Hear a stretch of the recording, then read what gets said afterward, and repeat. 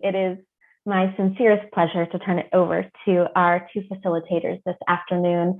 I'm very, very excited to welcome Tyrone Santana Copeland.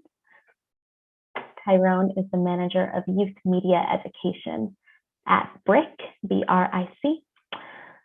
And I'm also excited to welcome Haley Shibble. Haley is a teaching artist with a few organizations. The first is Tech Kids Unlimited, BRIC as well, and Magic Box Productions. Tyrone and Haley, I'm going to spotlight you, and thank you so much for being here. We're super excited to have you today. Thank you, Kenzie, and everybody at the Roundtable. Thank you so much. I'm gonna start sharing my screen so we can begin.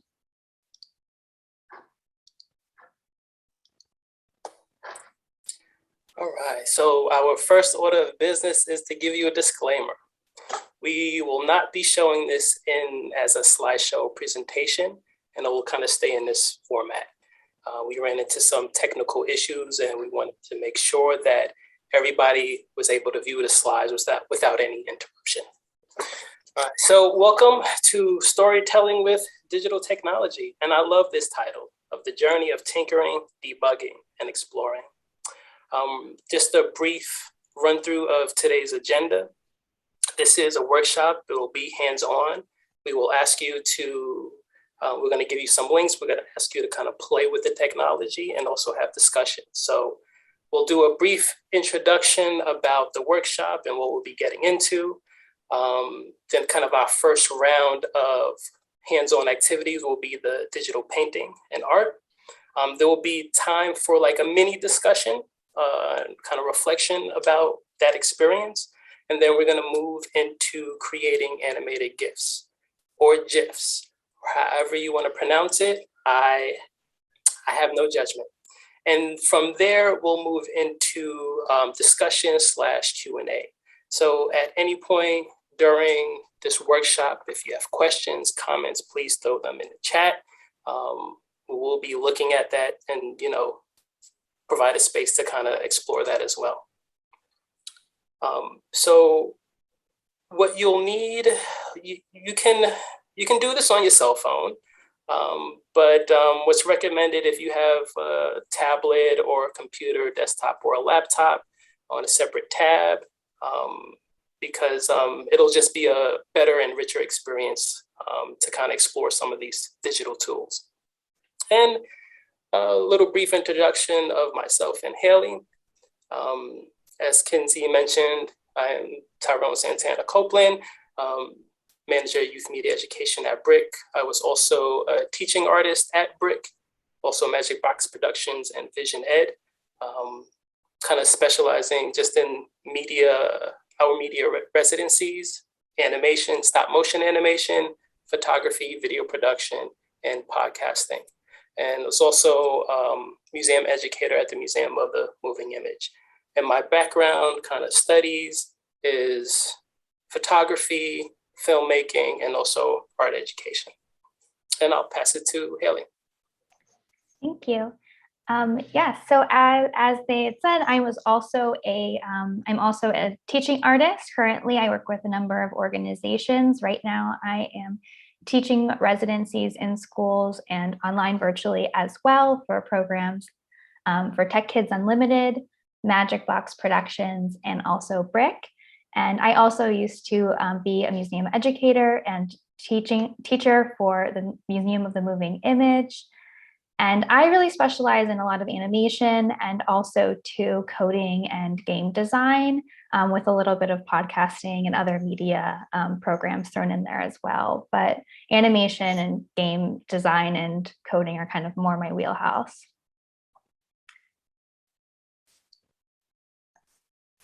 Thank you, Haley.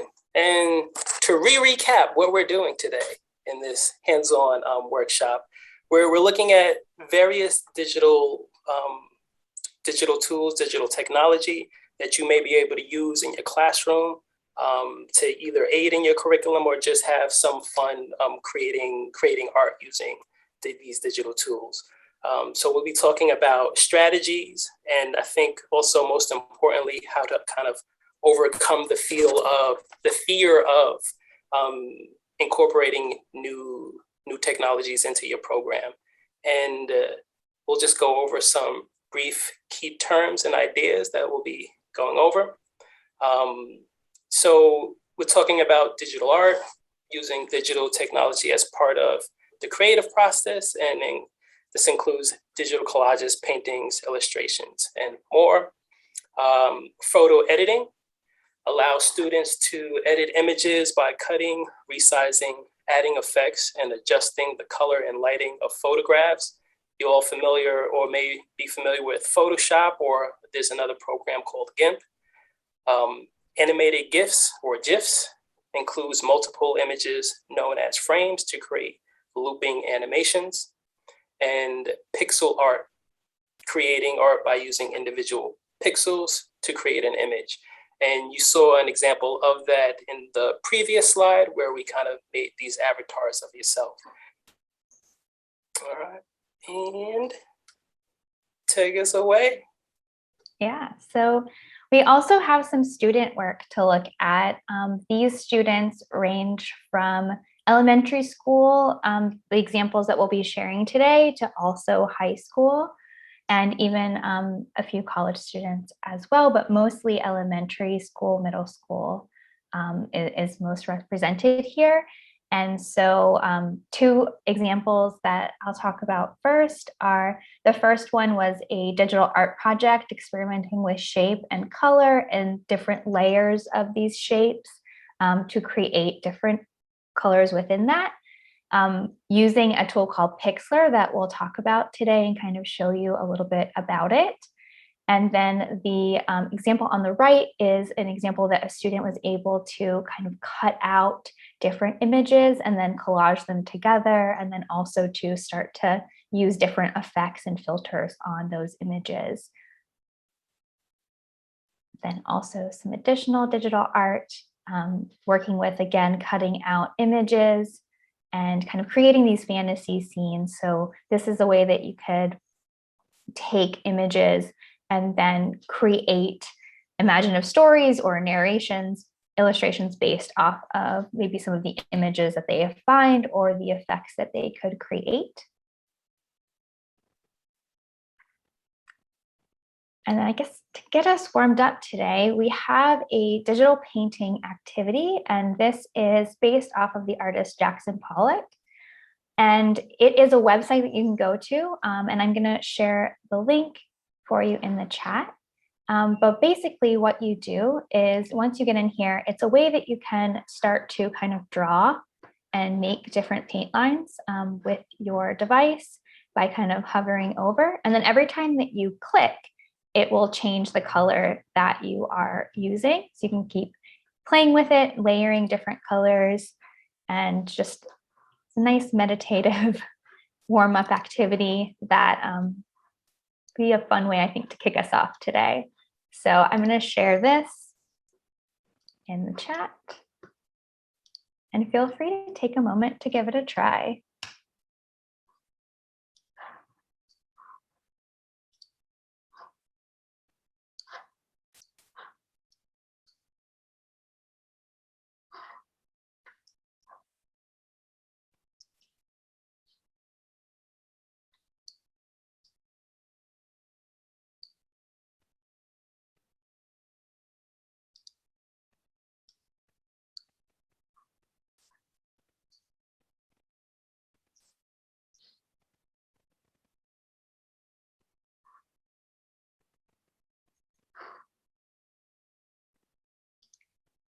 This website does not have a save feature on it, but if you were to use this in the classroom and you had students that wanted to save, you could always look up a way to screen share on whatever device that they are using.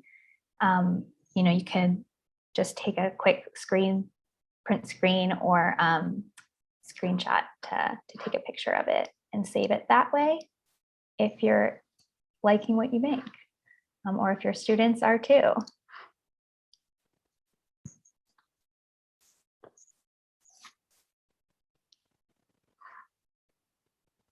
Also to note, all of the different tools that we are going to share today are going to be linked at the end of the workshop as well. So if you ever wanted to go back and check out any of the different activities, then you could always find links to those. And we've also included a link to the avatars, the pixel art avatars that we use to create ours. We've included that link as well. That could be always a fun icebreaker activity with students as well, for them to create pixel art portraits of themselves. I also love that idea of, incorporating this with music. There are lots of different tools like this. This isn't the only one. I know that Google Experiments also does some similar type of projects, and some of them actually incorporate music as well. So that's an interesting point that Jason made in the chat.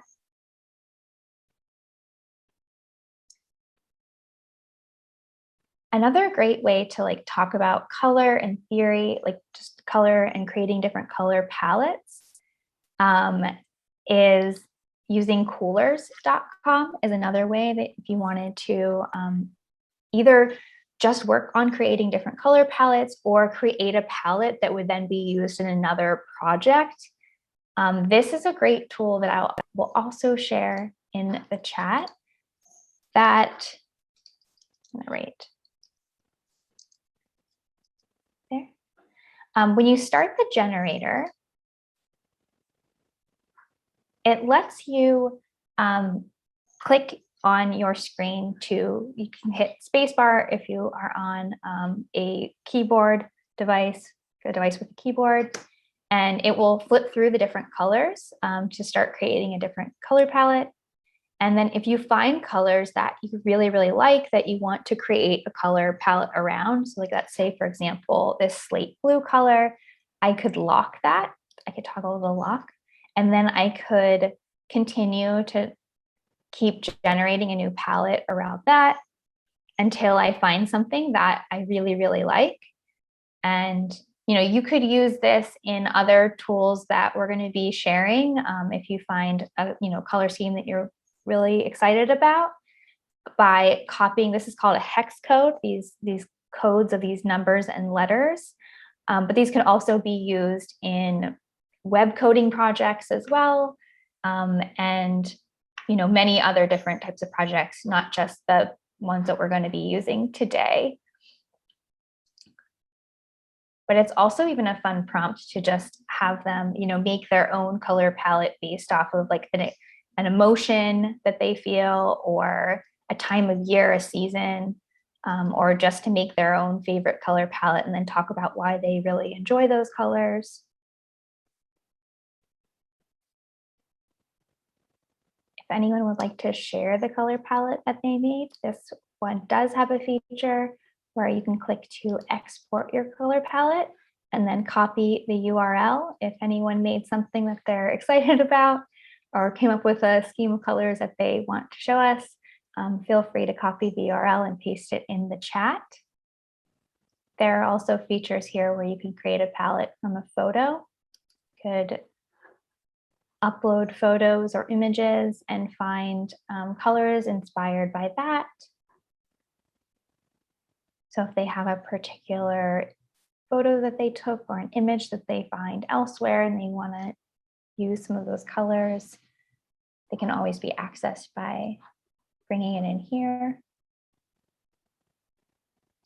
Pixlr is going to be a tool that we're going to use to edit photographs, or you could digitize your students' drawings with this as well. If they like to draw with pencil and paper or markers, they could take a photograph of their drawings and then bring it into this app to digitize.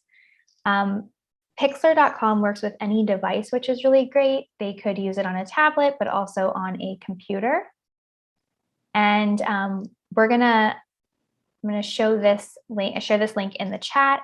And we're going to use Pixlr X today. It's the intro level one that they have, but for, if you find that, some students are really looking to get into something a little bit more complicated, much more like Photoshop, they also have Pixlr E is their other product that they have that is a website saying it's free. And none of these require sign-ins or logins, which is really nice. So anyone can just get started right away without having to sign up for something. So I'll put this in the chat. Then we can get started.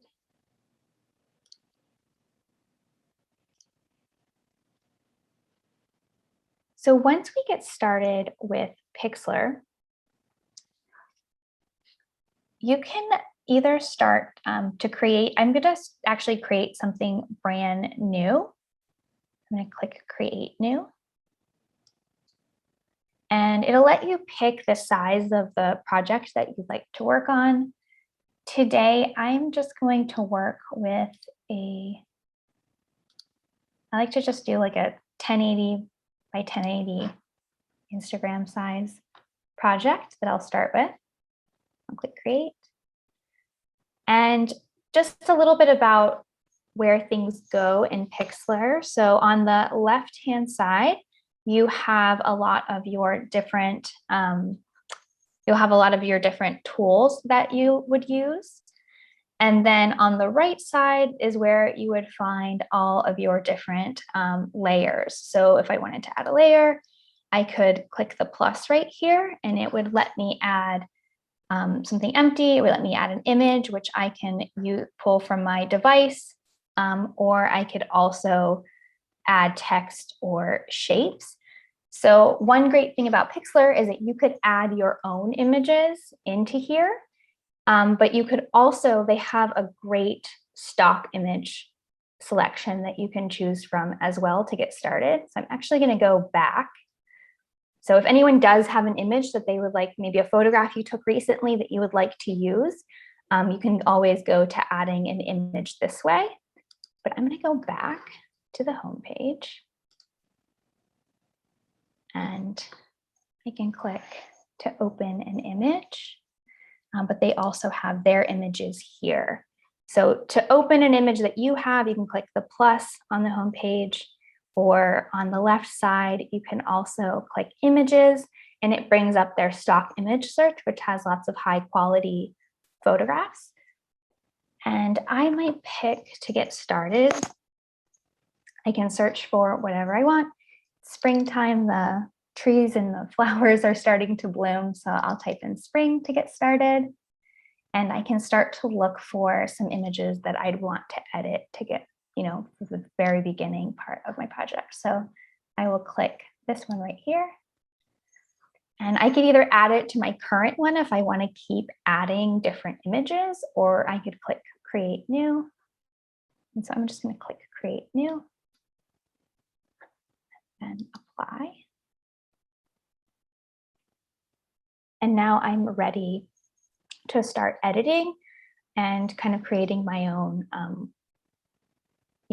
different, my own creativity onto this. So I'm going to next start off on the left-hand side. I can start to experiment with some of the adjusting and the filters and also the effects. They're right underneath the cutout tools. So if I click here, I'm able to experiment with the color, like how vibrant it is, the saturation, the temperature, and also the tint. There's also options to experiment with the light, to change the brightness, the contrast, the exposure. So experimenting with those. And then I like also going into the effects, which is the tool on the very, right underneath the adjustments, where we're able to take a look at some of the different effects that you can get. So there are some that are really fun to kind of play around with, and you can click them and then adjust the level of how much you use this filter. It's really similar to how Instagram has different filters, and you can adjust how intense the intensity of it. And if I find something that I like, I could always click apply. And that's a kind of a fun way to get started, at least with color correction. And then if you have maybe some students or yourself and you would like to draw in this app, there is a tool here, a drawing tool, where they could take a sketch, maybe a drawing that they did, and then start to trace over top of it to digitize it. So there's a brush tool up here. It also has an eraser and a pen and a shape tool. And then this is where the color palette comes in handy, because if you click down at the colors to select your colors, you can use this code down here. So for example, I could go back into my color palette I was working on, and I really liked this slate blue color. I could click it, copy this code. I'm going to bring it into Pixlr. And then I would be able to then use it. I'm going to take away that. Then I would be able to use it. For some reason, it's being a little buggy. I think I have to type it out, but I could use this code, which is 725AC1. Go back.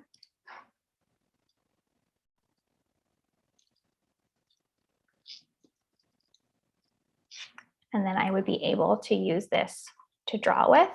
Can also experiment with the size of my lines and also the transparency of it. So if you're able to see through it or not. So if I have something that is more transparent, then I'd be able to see the image behind it.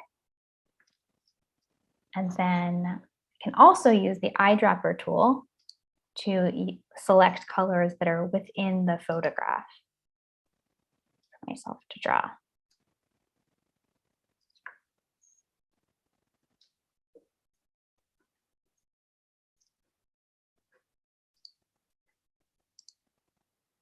Now, some of the examples of student work that we had shared were ones where they were able to take multiple photographs and then start to cut them out and overlay them on top of each other and then use different blending modes to mix them together.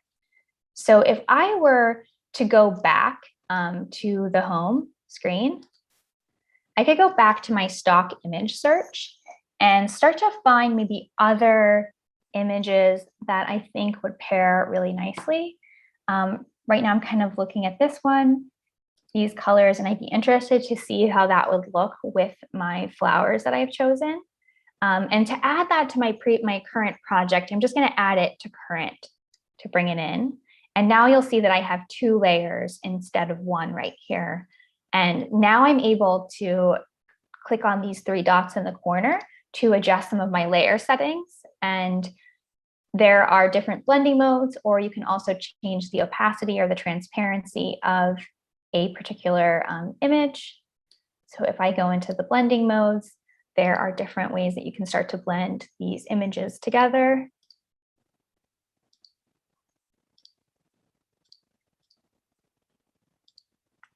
So some of the examples that the students used, they had used these blending modes and experimented with them to use multiple layers. So if I find something that I like, I might use maybe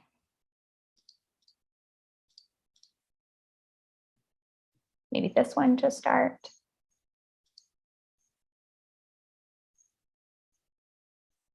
And then I'm going to go back and find one more that I could use for cutting something out. So if I wanted to cut out, I'm going to look for another flower.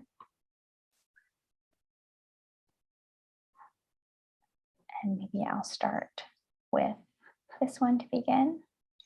When I'm cutting something out, or teaching students to cut something out, one thing that I try to tell them is it's always easiest to find something with a really simple background that you could easily remove it's a lot easier to remove the background of this one where it's just a white flower with a black background versus something like these daisies that have a lot of green and different shades of green in the background for the grass, and it's a little bit blurry. So finding a crisp image and then being able to click on that is always helpful. I'm going to click to add this to current. It has a really simple background. And this is where I'm going to start to resize things and then cut them down. So I'm going to go into Arrange and Style. And I'm going to zoom out. And this is always fun. If you ever make a mistake, down at the bottom, there's the undo and the redo. But I'm going to shrink it down.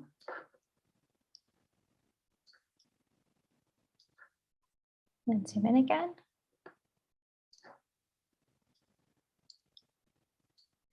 And then I'm going to use the cutout tool, these scissors here. There's a couple of different ways that you can cut things out, but for something where the background is completely a solid color, I recommend the magic cutout. There's also a draw cutout where you can kind of draw over. It's almost like an eraser where you can draw over the places that you want to remove. And then there's also a lasso where you can kind of go along the edges of the place that you want to remove. But I'm going to use the magic cutout since it's the quickest. And it basically takes away anything that was the color that I clicked on. And now I can shrink it down and start arranging it. There's always a little circle up at the top that lets me adjust things if I want to rotate it.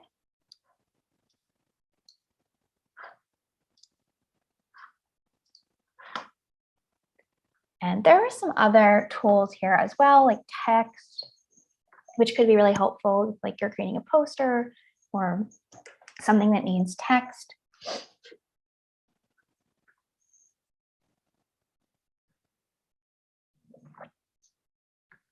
There's also the cropping and rotating tool, but the cutting, the filters, and the drawing are really the kind of good place to get started.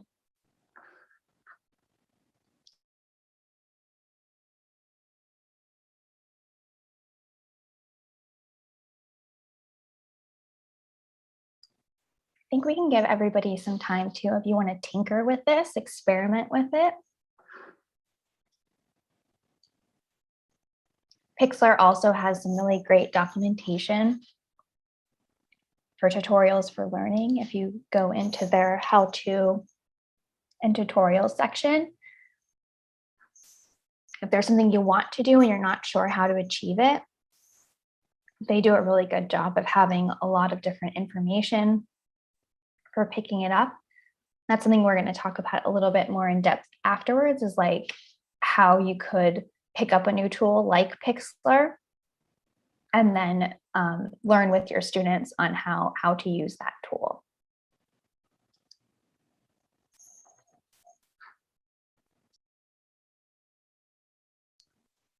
If anyone is working on something and they're really excited about it and they want to show anyone or show the world, you can save your work by clicking save at the bottom in the blue, it's the blue button in the corner. And so if I click save, it'll give me options, and usually a JPEG is fine, or a PNG. Work with most devices to save, and I'll just click save as and add it onto my device. But one nice thing about Pixlr is even if you don't have an account, if you're coming back with the same device on the same browser, a lot of times your past projects will be saved when you go back to that website. Although not 100% something to rely on all the time, because that's one thing about technology, is it's always better to just save a bunch of copies.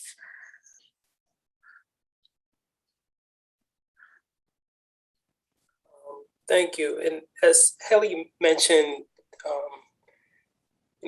Pixlr, they have their guides and manuals, and each kind of application will have a section for that information.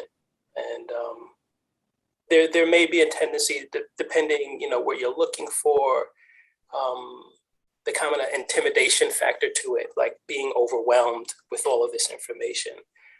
I'm a great fan of using YouTube and YouTube tutorials for finding out specific answers to whatever is blocking me at this point in time. And that's how I normally approach it, because, you know, new site, new information, all this information, I'm like, oh, no.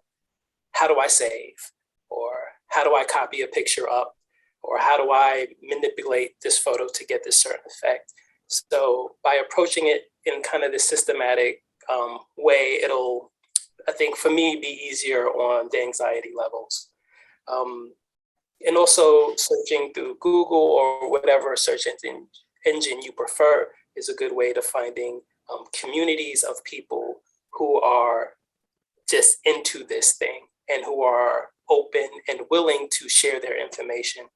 And for the most part, you're not the first person to ask for certain answers, and there'll probably be a thread of people going through strategies and going through whatever the subject matter you're looking for an answer for. And also, your students are a resource. There have been plenty of times doing either stop motion animation or something else, and I'm like, or working with Scratch, and I'm like, I don't know how to do this. And then a student will come and say, he's like, oh, that's easy, just blah, blah, blah, blah, blah, blah, blah. So this is, I think, a point where it's okay to be humble and to be open to the students, to be like, I'm not an expert in this, but we're gonna learn it together, we're gonna play, we're gonna experiment, and create the environment where if they find an answer to something, to share with the group. And an example of that is Caleb earlier said with the Jackson Pollock one, is just like, if you double click, you'll erase stuff. So there's an example of people experimenting, playing with, finding out new functions, and then sharing that with the group. And Haley, can we go to the next one?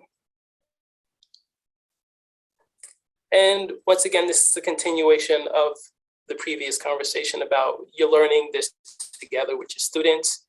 It should be a space where you're encouraging experimentation and failure. There are times where we think failing is bad, but failing is the kind of groundwork to explore and find new ways to do things and create something bigger than what we thought we were going to be able to. By doing this, you're incorporating problem solving into the creative process and kind of normalizing that back and forth and, you know, troubleshooting kind of aspect to things. And, you know, it can be frustrating at times, but as long as, you know, you put on an air of like, we're having fun doing this thing, I think the students and also you would have a better time working things out. Initially, when creating the avatars for our Who Are They section, Haley sent me the link. I play and dabble with technology, but when I saw that interface, I was like, I cannot do this. And it was just so, I'm like, here, we're about to do this workshop. But as soon as I saw something new, I became fearful. And it stopped me, honestly, for a few minutes. And then I just had to slow myself down, really look at the interface. And over the course of 5 minutes, I kind of figured everything out. Well, not everything, but I became comfortable with it and experimented and played with it. And, you know, was able to create my little ball-headed avatar. So at this point, we like to kind of open this section up for having like a mini conversation. If you want to throw something in the chat, if you want to come off of mute. Some of our prompts are, how did you feel, during this experimentation? What did you notice? How do you also see this kind of working some of these applications into your classroom?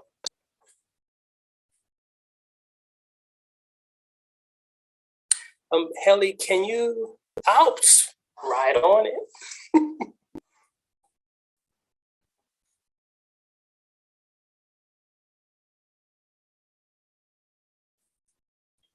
There you go. It's in the chat now if anyone wanted to see the avatar maker. there's a couple of avatar makers that are out there. This one is particularly pixel art because we're going to do a pixel art activity soon. So, and as you can see in the chat, people had different comfortability levels. And this is going to be reflective in your students as well. I think time and just clicking and mashing buttons helps. The beginning of this process is definitely will teach you not to become attached to the work, especially if we end up accidentally erasing it or if it doesn't save. I've lost plenty of good work. Right. And do you see any of these tools being an asset to any of your classes, programs? And if so, how would you incorporate that into it? Using this for songwriting and music production classes to have students visualize their feelings. And these align very well into my programs, especially media. And Jackson Pollock is a wonderful warm-up, fun way to start.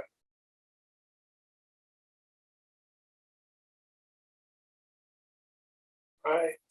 Could have been very useful for our radio play version of our Student Shakespeare Festival before we went to back in person. Might be useful in the future as well. And we can definitely use these tools and mediums for digital storytelling for students in our Saturday program. Oh, album art, for sure. Yeah. So whether or not this, a application can be an icebreaker, can be a warm-up, mindful meditation, it could be, or it can be the core kind of foundation of your project. There is a tool for whatever that you're looking for. I have used digital language when teaching drawing to middle school students. It's a way for me to help them understand both sides of creativity. Media Madness is a digital media review, teaches comics and filmmaking.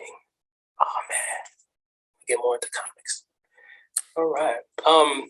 Thank you everyone for sharing. We're gonna continue the workshop. Just so you know, we will at the end have another opportunity to discuss, to have more of a discussion. All right, thank you, Haley. thanks. And yeah, so we looked a little bit about like some of the ideas that we used in the earlier activities and tools will also apply now that we're going to get into motion and animation. And so the idea of creating different layers like we were doing with Pixlr, using colors, all of that will apply also to these other tools as well. And so here are some student examples of animated GIFs. I believe most of these students are middle school students that made the GIFs.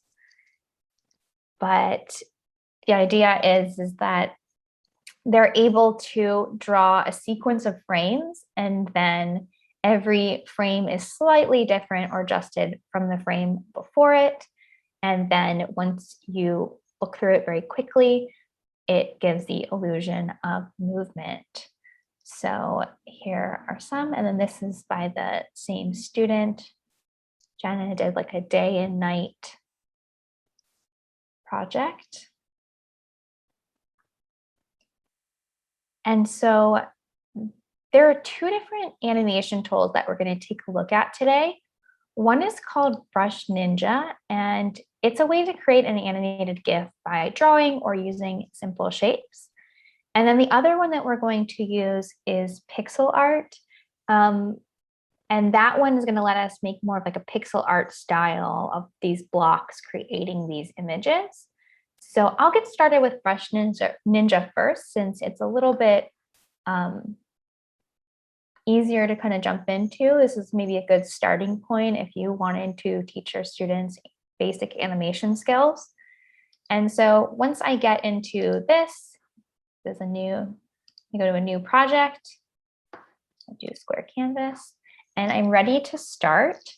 So now that I'm here, I have a couple of different options, and I'll put this link in the chat as well if you want to follow along and give it a try.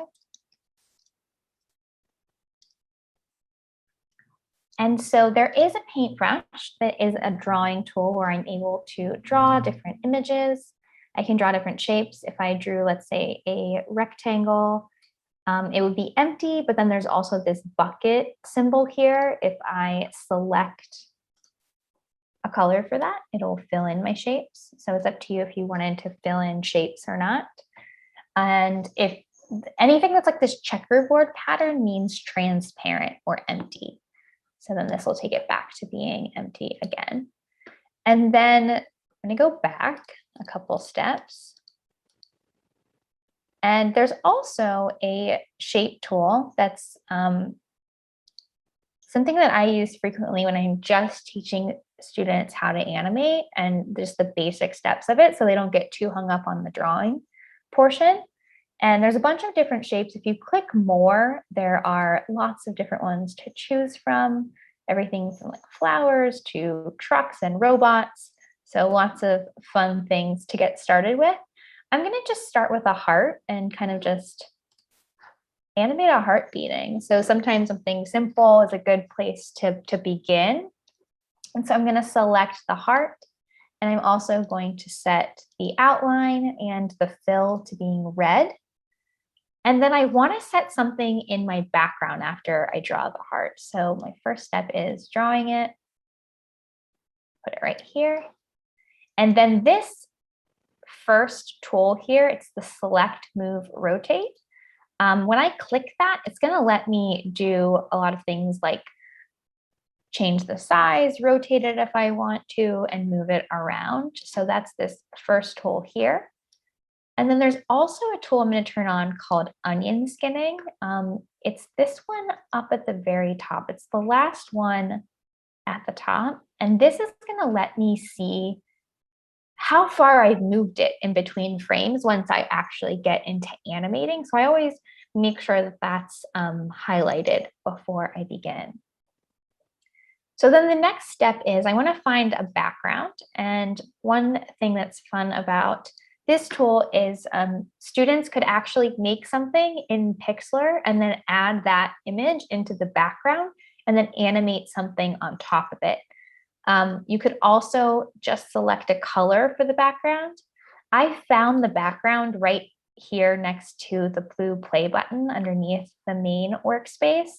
There's like a mountain and a sun background. And if I click that, it'll take me to this here. And I could either search for an image online.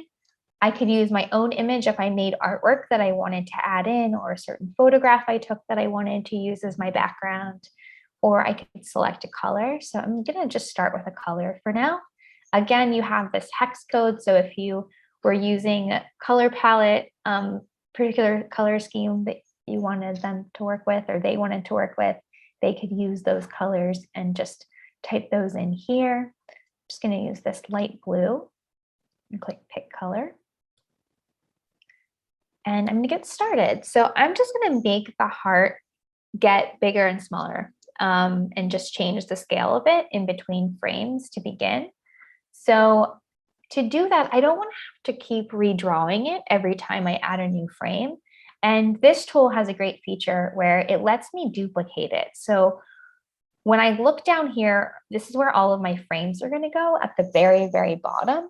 And if I click add, it's going to give me an empty frame, and I want to copy the heart. So I'm going to actually click the duplicate. It's the two rectangles that are like overlapping my first frame.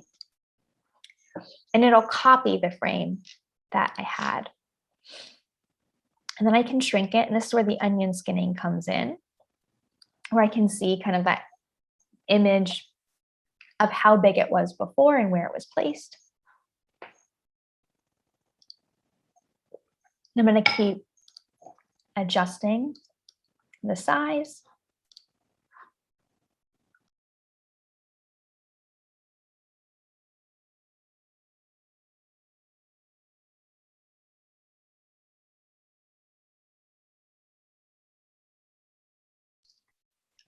And since it's going to loop when I play it, you'll see that it goes back to the beginning, back to the first frame. And it cycles through those same first 5 frames that I've created. I can also adjust the speed. The frame rate in this tool defaults to 6 frames per second. And that means that we see 6 pictures or 6 frames every time that you watch a second. But to speed that up, I could make that something like 12. And you'll see that that makes it go a little bit faster.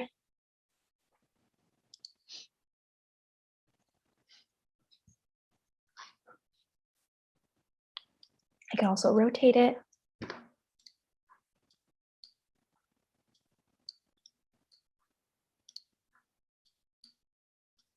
And move it.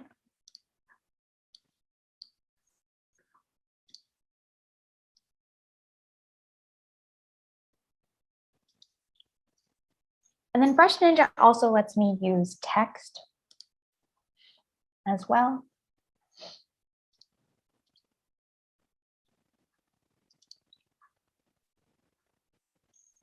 There's actually a heart emoji I can use.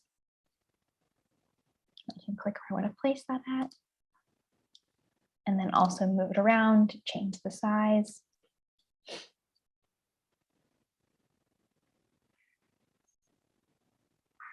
If you want to delete something or resize it, you can always click delete.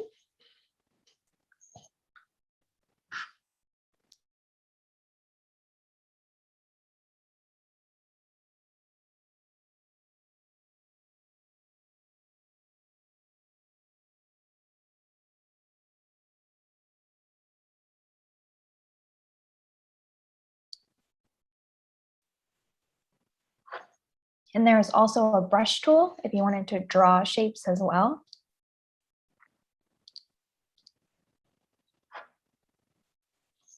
I can change the size of my brush on the left side. I'm going to make a cloud now. I can make the shape of that cloud change by redrawing it. So this is the opposite of me copying the frame. Now I'm adding a blank frame and then just redrawing on top of it. If you want something to morph and to change shape, this is a good way to approach that once you start to level up your skills. And it does automatically create another layer. So for example, if I wanted, right now, these two are completely separate elements. But if I wanted to group them together when I'm moving them, for example, like let's say I made a character. I'm just going to make a stick figure to get started. Actually, let me go back because I accidentally, this is a time when I'd want to turn off the fill setting and I'd want that to be transparent. So I'm going to draw a stick figure. And now you'll see if I go to select it, only one piece or one line will get selected, but I might want to group those together. So you might have some shapes or some drawings that you want to be part of one element. So what I could do is I could drag my mouse over those lines. The heart and the cloud actually aren't in this frame because I added a new one. It's just the onion skinning showing me that kind of like ghost image. But what I could do is I could drag my mouse over to select the pieces that I wanted to group together. I could click group, and now I can move this character as one piece, as opposed to being separate. So they can move individually. And I can copy them and move them along.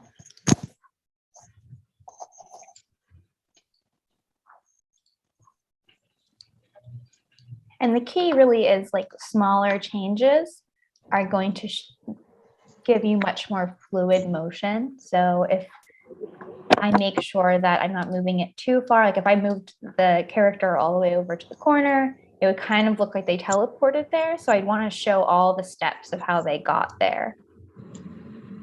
If I go back to this frame with the heart rotating, I'd want to show every single step of the heart rotating. I'd want to show little movements at a time instead of just starting it here and then ending it, you know, up here.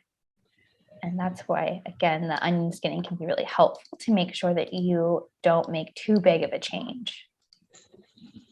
And now if I press play, it's kind of a silly animation, but you can start to see some of the possibilities of what can be done with this tool. And, you know, this is a good entry level, like just getting the basics down of like how animation works. And then once you're ready, you could export it. You're gonna click export as animated GIF, and then download animated GIF. That'll help me to save it. So you can save them as well by exporting them as an animated GIF.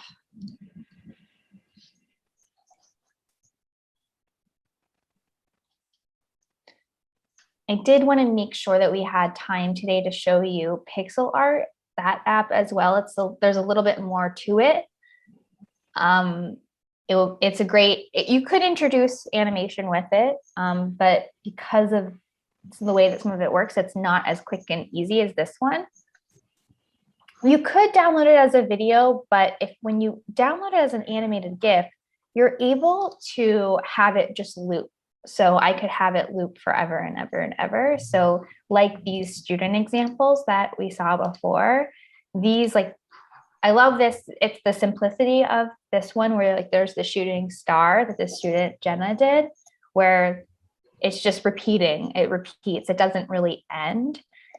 Once you download it as a video, it has a starting point and an ending point, which might be something that you want. That might be something that you want, depending on the project that you're making. But a lot of these end up being really short.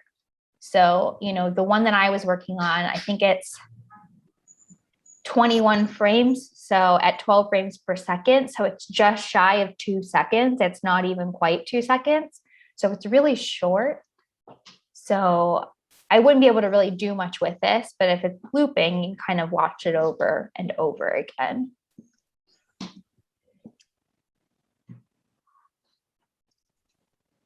And then there's this app called Pixel Art, which I think this app is really cool for a number of reasons. But one thing is that I think there's a lot of pre-made shapes and characters in here that a lot of students might recognize or from games that they might like to play. But another thing that I think is really cool about this is that there are always daily challenges. There's a whole community on here. There are different comics and other artists who are always submitting their work to the gallery. So if I go to the gallery, there's lots of work that others have submitted. There's always a daily challenge and like a keyword to kind of get started with. So there's always like something that they like prompt to get started with, and then everyone can submit. So this one is old telephone, and then everyone can submit their pixel art ideas for an old telephone.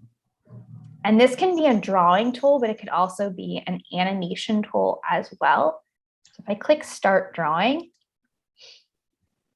I'm going to click new drawing.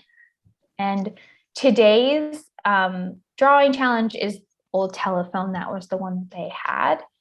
And I'm going to go to, with this just 300 by 300. I'll start a project here.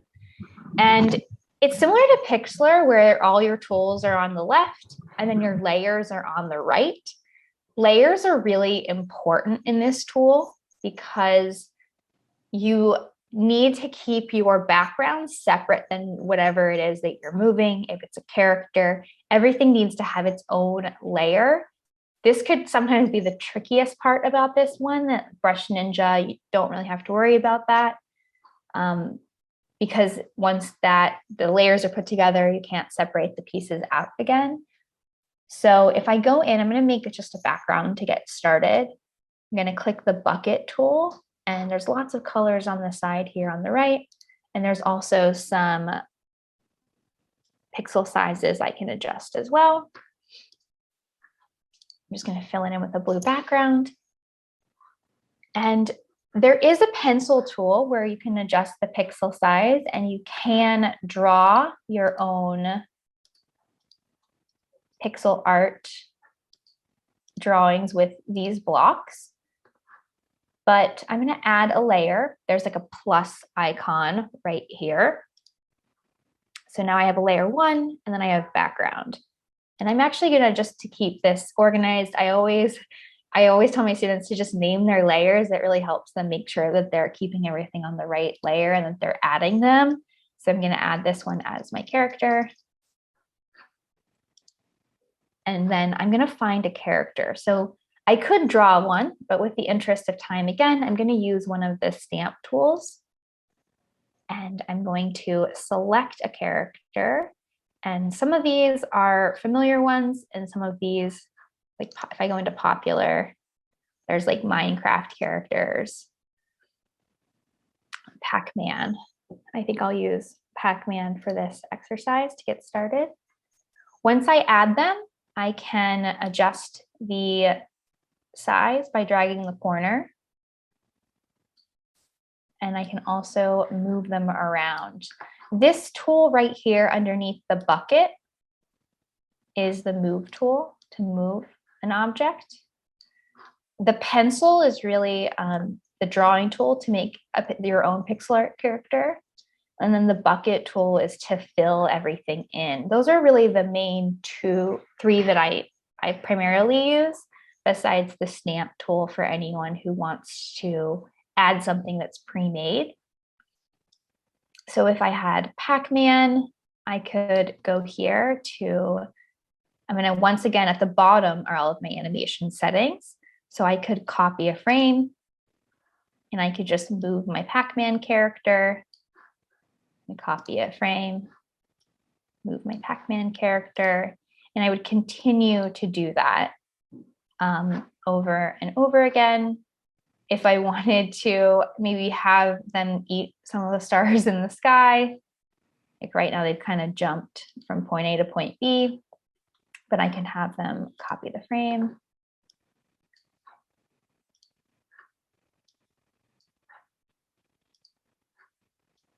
And then I want this to disappear. So I'm going to use my pencil tool. I'm going to make sure I select my background again. And I'm going to color this over with that same shade of turquoise to make it disappear. And then if I click preview, I can start to see that my character is moving around.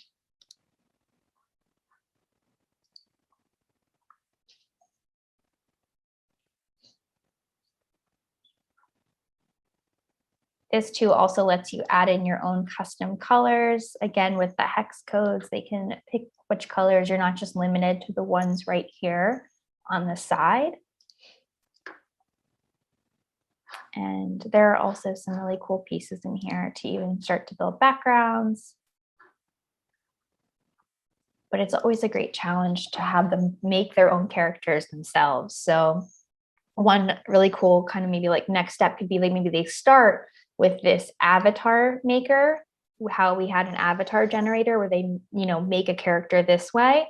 And then maybe like their next step would be to go into this app and make their own character themselves, where they're drawing it using the pencil tool and starting to add their own details to it, make it their own.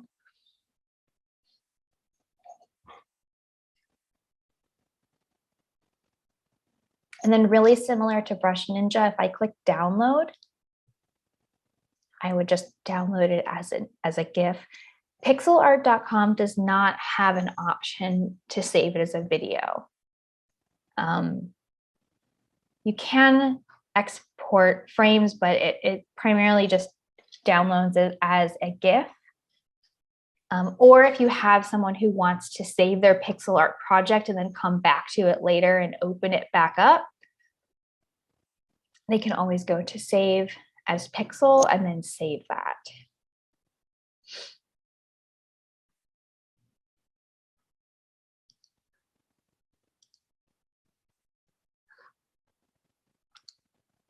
So you can open a photo. Lisa, I see your comment in the chat. You can open a photo, but it would just be a simple JPEG. It wouldn't be a pixel art file. So you could draw on top of it. Like you could take a photo that you've made and then draw on top of it. But I think it limits how many photos that you can add as well.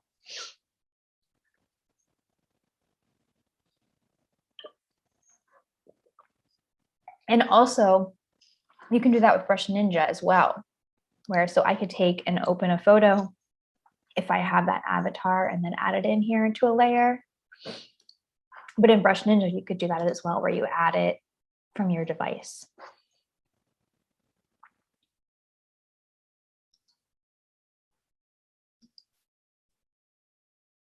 So I think we're just in the interest of time, we would definitely want to make sure if you have any other questions that you have time to answer those. I think we had a few other things to share. One thing that we definitely wanted to share today was like just some inspiration for some topics. It seemed like already from our earlier discussion that there were a lot of really great ideas of how this can be implemented in the classroom. But there's also too, this is for Games for Change, and this is a national competition that has different participating challenge cities. New York City is one of them. And every year, the submissions for this year just closed, but every year there's a competition. And this year's themes there were 3 themes. One was shaping the world for difference. One was sustainable cities, and one was voice of a new generation. And so if you have students who really like pixel art or like video games, like this is another great way for them to get involved and kind of make something really exciting. This is also a really great way to like check out some great topic ideas for projects. If I go to like the Shaping the World for Difference theme from this year, there is a bunch of, it looks like the website's moving a little bit slow. There we go, okay. But there is a lot of information about each one of the themes. They'll give you some information, data, and research, and then also to different resources. And then they're able to make a project inspired by that research. And then this is the previous year's arcade. So this is what they did last year. And so one of the examples was advocating for animals. And so if I scroll down, New York City, go down to theirs. These were some of their finalists, and also too, you can see like this is some great pixel art skill taken to the next level from this student who made this from scratch and then took the pixel art that they had made and made a game out of it. So they were one of the finalists for this competition. These were all the New York City based school students who were finalists. But there's like, for a challenge like this is a great way for like a great opportunity for students to kind of take initiative and learn their own tool and maybe find a video game platform that they want to build on, because there's no set one way to do it. So some of them are using Scratch, some of them are using Unity, some of them used Python, some used FlowLab or Construct 3. So this is a really good opportunity for them to kind of dive in and explore how to make something themselves once they have kind of basic knowledge on like how to find the answers on things and how to do this self-guided kind of process of learning new technology.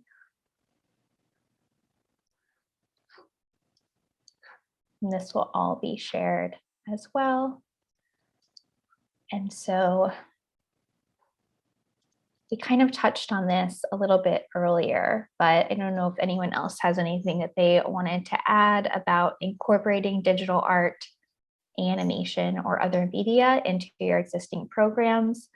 And do you have any other questions that we could answer? There are also other competitions. Emoticon is another New York City media competition, if that's where your school is as well. And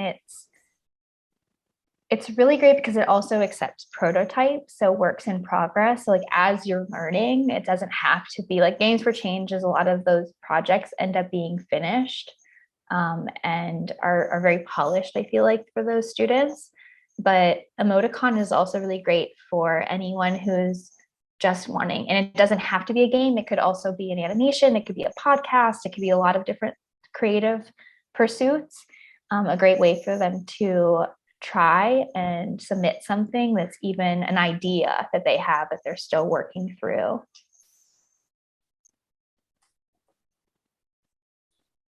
Yeah, it's called Emoticon. I can add it to the resources actually, if that would be a helpful thing to do on this slide, because we're going to make sure that everyone has a copy of this slide presentation.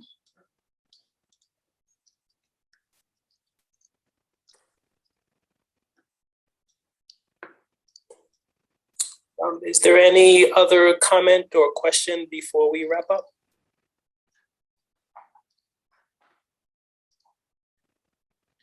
I'm not 100% sure, but it would be worth a shot to ask them if they would consider, because also too, sometimes they, I'm not sure how, open they are for anyone outside of the city limits exactly. But I've added this to the document as well for anyone who, even just to try it, just to see if it is something that applies, especially for students who are really interested in something and want to get their ideas out into the world.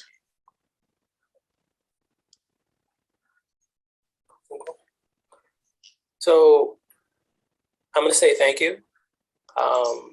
Glad you were here with us today, and we hope that you were able to have fun, play with the tools, and hopefully at least one program will be used in your curriculum or activities in the future. Yes, spread the word with your fellow teachers or peers. Take time to experiment and play on your own to be creative and to de-stress. Just want to say that we also, these platforms are free. They're accessible. It's not just for students, it's not just confined to the classroom. You'll be surprised that they may want to create on their own and bring you what they've worked on and show you. So it's just all types of opportunities to create and experiment, get messy, fail, and have fun. Thank you so much, everyone. Pass it back to Lizzie. Thank you, Haley. Thank you, Tyrone. This was so much fun, and I haven't used any of these tools myself, so I have them all still open on my computer to keep playing with them after this. But that was just so fun, and I feel like I don't want to speak for anyone else, but I feel like I just learned a lot of really fun tools to introduce to students. So I hope that everyone on the call feels the same as well. Please, everyone, show some love in the chat with your emojis and all that good stuff if you can for our amazing presenters today. And I just want to say thank you again to them and to you all for being here. I am going to launch a quick poll, just a few questions, if you don't mind, if you have 2 minutes while we're closing out the session here. I would love for you to put some feedback in the chat, or sorry, not in the chat, in the poll, that we always refer back to, and it helps us to plan our future programming. And while you're doing that, I just want to also give a shout out that Thursday, this coming Thursday, the 28th, is our last day of face-to-face, which is bittersweet, but I really hope that you're able to join us for our last session on Thursday morning at 10 a.m. That is the art of undoing ableism. And then we will close out the conference the same day on Thursday at 4 p.m. with our conference closing event. It will be a youth panel led by award-winning tap dancer and choreographer Ayodele Cassell. So please join us for that as well. I will send a reminder email out with those links on Thursday morning.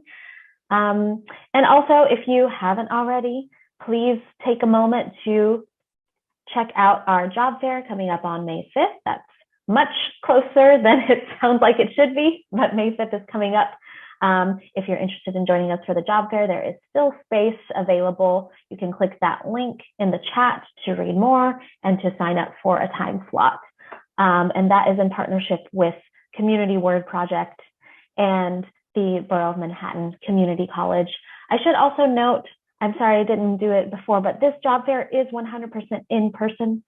So at the moment, we don't have a digital component. We will be seeing you all in person if you can join us on that day. And I'm just gonna leave this open for about 10 more seconds for folks who are working on the survey to complete. And then I will close us out and say goodbye until Thursday, when I hope to see you all again soon.